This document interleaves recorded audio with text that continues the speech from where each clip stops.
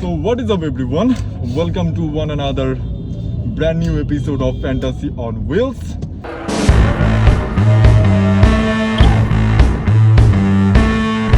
I mean এই just 2 দিন আগে মনে হয় আমরা লাস্ট এপিসোডটা আমরা আপলোড করলাম এন্ড বলতে না বলতেই আগামী কালকে আবারও deadline so here we are once again তো কি অবস্থা লাস্ট উইক কেমন গেল how was your last week My last week was good.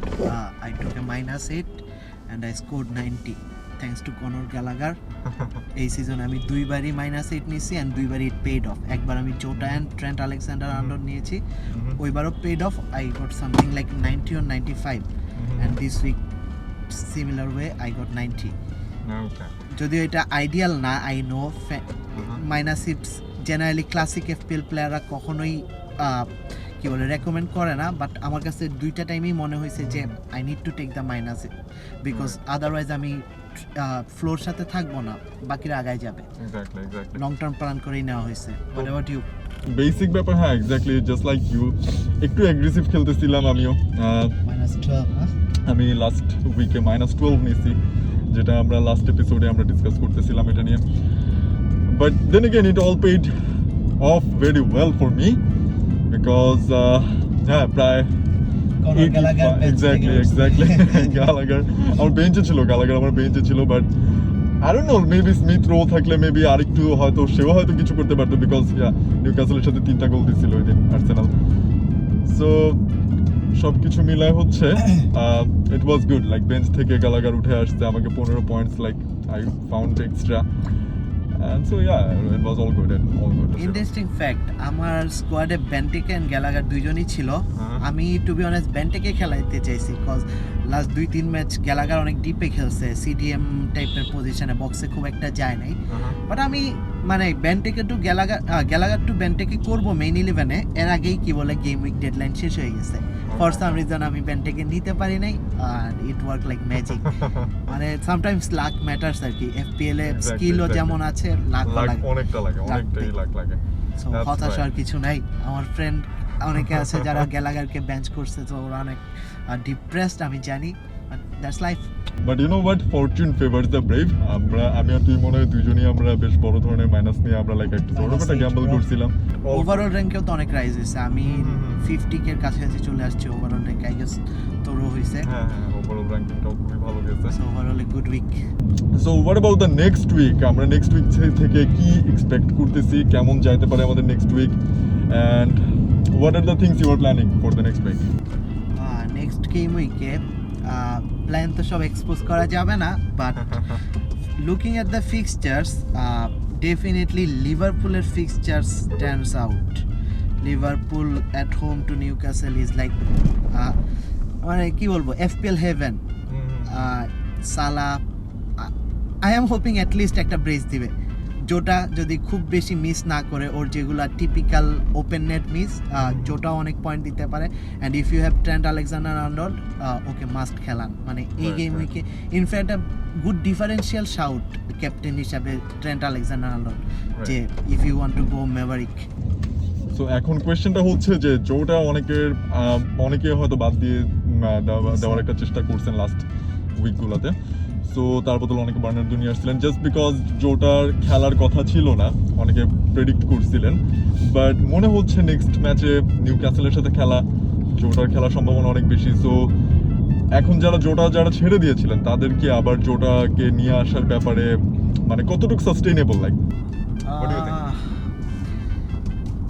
Like জোটাকে যদি বার্নার্ডো দিয়ে রিপ্লেস করা হয় in that case it's a gamble cause সিটির খেলা হচ্ছে আমি দেখতে পাচ্ছি লিডসের সাথে হোমে লিডস উইকেন্ডেই এর সাথে খেললো চেলসির সাথে খেললো একটা draining match highly energy sapping match Leeds tired থাকবে লিডসের ইনজুরি ইস্যুস আছে so I expecting Man City একটা ভালো ব্যবধানেই জিতবে লিডসের সাথে so Bernardo might come in handy you never know Bernardo ভালো ফর্মে আছে সো বার্নার্ডোর বদলে জোটা এটা নিয়ে আমি খুব একটা শিওর না but if you have other players to replace and you have the budget go for Jota this week এখানে আরেকটা কথা প্রসঙ্গে না বললেই না সেটা হচ্ছে চেলসি ডিফেন্ডার তো আমরা সবাই জানি যে চেলসি লাস্ট 2-1 উইক থেকে চেলসির ডিফেন্স থেকে খুব বেশি আউটপুট পাওয়া যাচ্ছে না প্রায় প্রত্যেকটা ম্যাচেই গোল কনসিড করতেছে।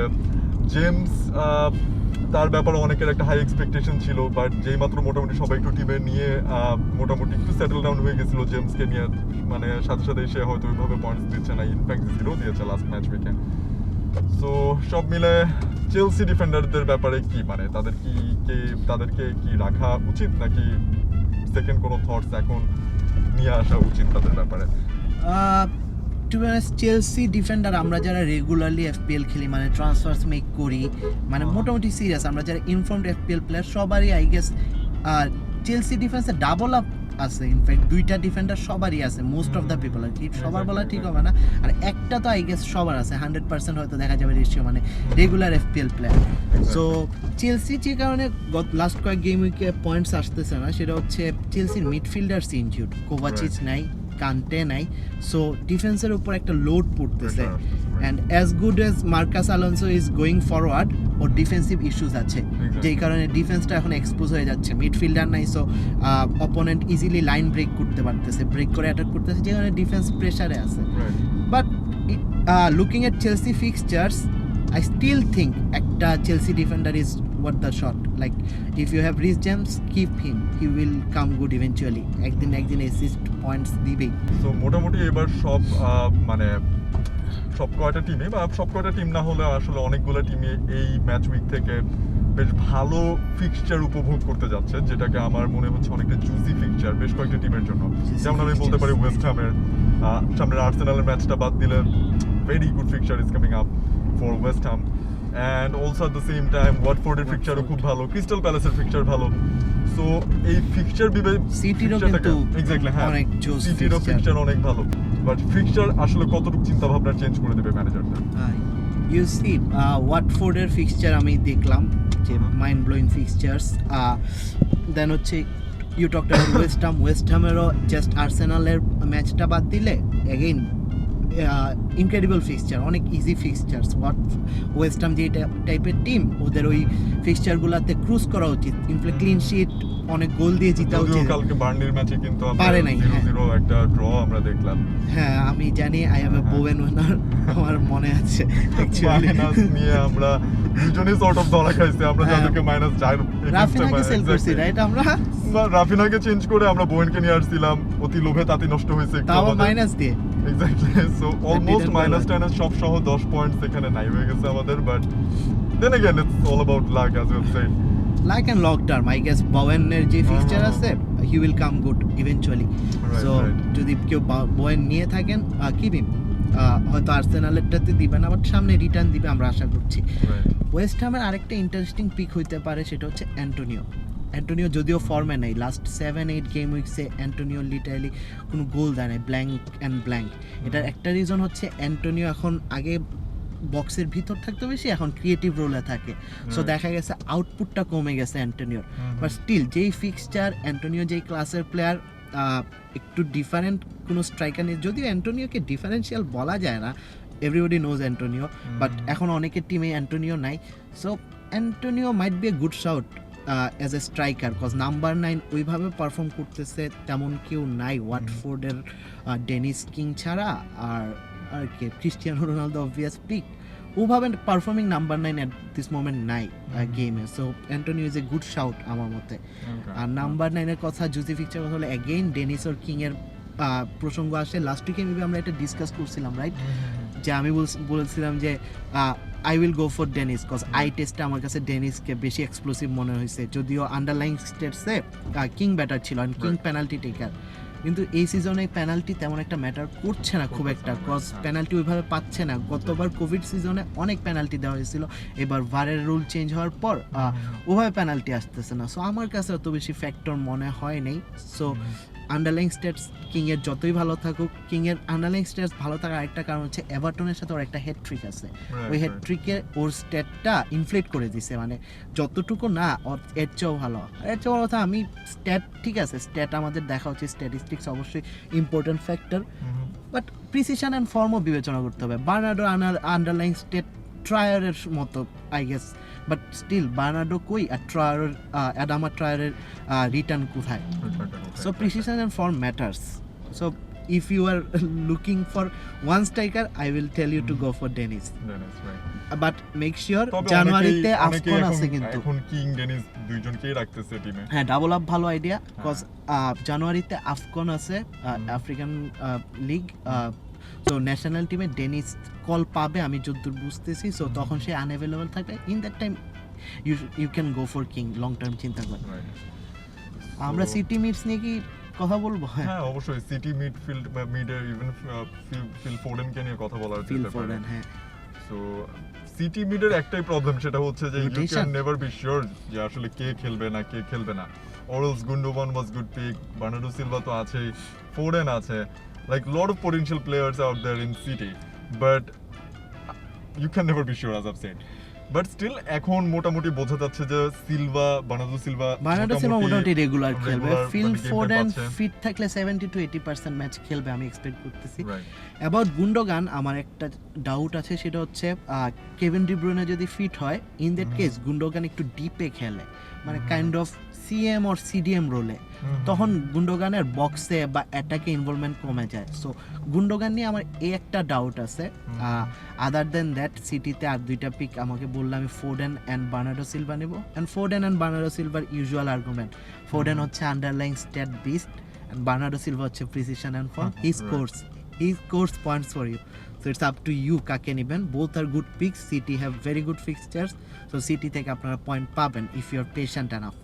সো এনিওয়ে, সো এখন সিটি মিডফিল্ডার নিয়ে আমরা কথাবার্তা বললাম, এখন সিটি ডিফেন্সের যে ব্যাপারটা, ডিফেন্সের সবচেয়ে বড় নাম হচ্ছে জোয়াও কানসালো, আমাদের সবার অনেকেরই অনেক বড় একটা ভরসার জায়গা হচ্ছে Cancelo after Alexander Arnold. Point machine. So exactly, point machine constantly point দিয়ে যাচ্ছে। সো সিটি ডিফেন্স নিয়ে আসলে আর কিছু কি মানে আমরা চিন্তা ভাবনাতে আসলে কি কি আর অ্যাড করতে পারি?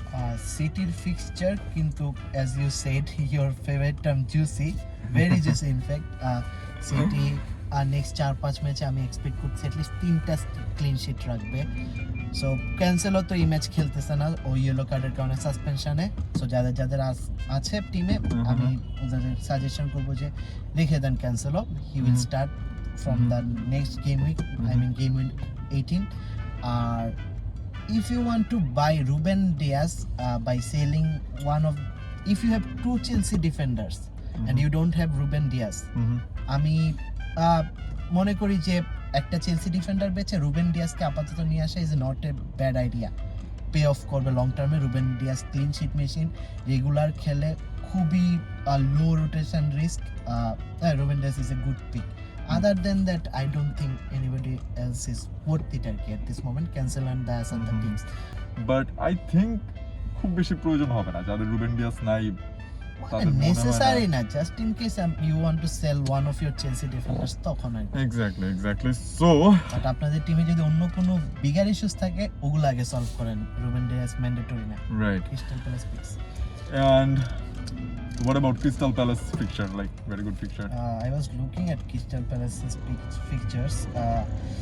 আমরা জানি গতকালকে কলোনাল কালাগার, Conor Gallagher 15 points. right, like massive 15 points. So Gallagher is in a very good form Crystal of his Palace's life. fixture আমি দেখতে পারতেছি, সাউথহ্যাম্পটন আছে এই week, Watford, then Tottenham, then Norwich. Even West হ্যামও খারাপ ফিক্সচার না, Crystal Palace are very good team. So Conor Gallagher হচ্ছে obvious pick in my opinion. 6.1 বাজেটে Conor Gallagher is probably the best pick at this moment in the league. আর ও last ম্যাচে যে advance পজিশনে খেলছে, ওই পজিশনে খেলে he will score goals, give you assist, give you FPL point, so must pick. আর Benteke rotation prone plus 6.4, at 6.4 I think King and Dennis are better picks, so Benteke আমি recommend করব না। Crystal প্যালেসের defence থেকেও আমার at this moment ওরকম stand out কাউকে লাগে না, বিকজ আই থিঙ্ক ওদের প্রাইসে Diego Dalot is a better option I guess. Right. So last but not the least, the most crucial one, captain picks. Game week 16-এ gamble নেওয়া যেত, যেটা তুই আমি নিয়েছি। ইনফ্যাক্ট আমরা সালা থেকে 1 পয়েন্ট বেশি পাইছি, like we are the differential king. হ্যাঁ, we are the differential king kind of. আর একটা লাস্টে রোনালদো ওই মিসটা না করলে we could have got 13 into 26, like paid off. All right Newcastle are very poor, লেস্টারের সাথে 4টা গোল খাইছে, that too without Vardy.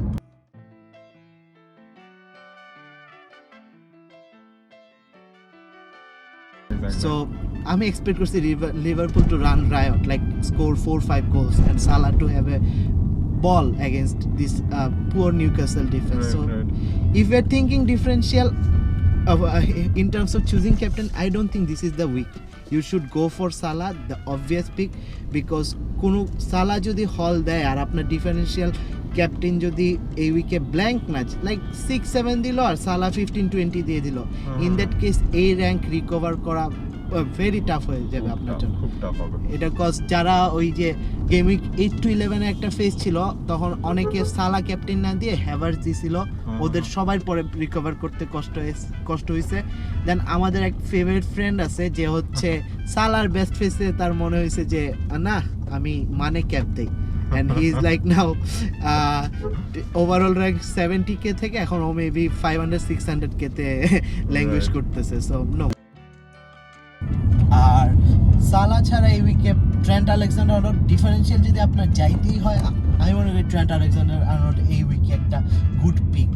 CS রাখার পসিবিলিটিস আছে, দেন বোনাস ম্যাগনেট, দেন হচ্ছে সেট পিস নেয়, গোল দিতে পারে, অ্যাসিস্ট দিতে পারে, গুড পিক। বাট সালা অবভিয়াস পিক। আর আমরা যদি লিভারপুল পিক বাদ দেই, দেন আমাদের হাতে থাকে দুইটা সিটি অপশন। সিটির লিডসের সাথে হোমে অবভিয়াস দুইটা পিক হচ্ছে। কেমন না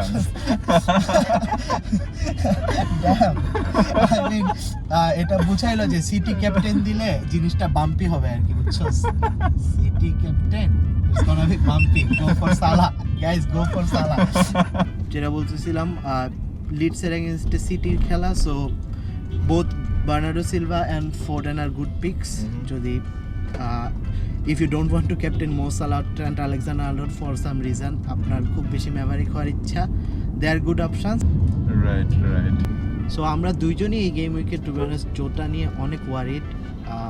নিউক্যাসলের সাথে হোমে খেলা জোটা লাস্ট ম্যাচে 30 odd মিনিটসের মতো নেমেছিল, and he got good chances. ও 30 মিনিটসেই মোটামুটি পয়েন্টস দিতে পারতো, এরকম চান্সেস পাইছে, যদিও he miss those chances. But still নিউক্যাসলের সাথে হোমে not owning Jota is a very scary thing. কি বলা যায়? In case Jota clicks, যাদের Jota নাই, you are doomed. Okay. In case Jota clicks, so আবার নাও খেলতে পারি, right? But you never know. তো তুই never know in FPL. তবে আমার মতে একটা বেসিক অ্যানালাইসিস যেটা আমার মতে জোটা বা সিটি প্লেয়ার যারা চিন্তা ভাবনা করেন তাদেরকে টিমে রাখলে you must have some solid substitute player. মানে আপনার যদি বেঞ্চে খুব ভালো একটা রিপ্লেস যদি থাকে, মানে আপনি জানেন যে ও না খেলেও অন্তত বেঞ্চে আমার ব্যাকআপ আছে, in that case you can go for the players like this. Cause এখন কিন্তু ফিক্সচার খুবই কনজেস্টেড, 3 দিন পর গেম উইক হচ্ছে, so there will be rotations, specially City type টিমে। একটা স্ট্রং বেঞ্চ, মানে অ্যাটলিস্ট প্লেয়িং বেঞ্চ, যে আমার একটা প্লেয়ার না খেলো আমাকে অ্যাটলিস্ট 2-3 দিচ্ছে বেঞ্চ থেকে উঠে। সো এরকম একটা প্লেয়িং বেঞ্চ থাকা খুবই জরুরি গাইস। লাইক মেইন 11-এ আমি খুব ভালো ভালো প্লেয়ার হুড করলাম, বাট আমার কোভিড সিচুয়েশন আছে, অনেক কিছুই হইতে পারে। ইউনাইটেডের বাই দ্য ওয়ে ম্যানচেস্টার ইউনাইটেডের নাকি একটা small group of player and stuffs আমি যতদূর জানি কোভিডে নাকি ইফেক্টেড হয়েছে, যদিও যারা নরউইচে ট্রাভেল করছে তারা নাকি হন নাই, বাট এই যে স্পার্সের খেলা কিন্তু ক্যান্সেল হয়ে গেল কোভিডের কারণে। সো কোভিড সিচুয়েশন প্লাস হচ্ছে কনজেস্টেড ফিক্সচার সব মিলে একটা প্লেইং বেঞ্চ, ভালো বেঞ্চ থাকাটা জরুরি। So make sure to do that আর কি। Let us know through the comment box কার কেমন লাগলো, and if you have any suggestions for us to improve, please do that too. Exactly, and if you need any suggestion as well regarding the FPL, please knock us. আমরা আমাদের expertise থেকে try করবো, we will help you out through the comment section. And So please গালি দেবেন না। peace. I gotta lay down, think I've done enough for today. Did what I had to do and this is enough for me.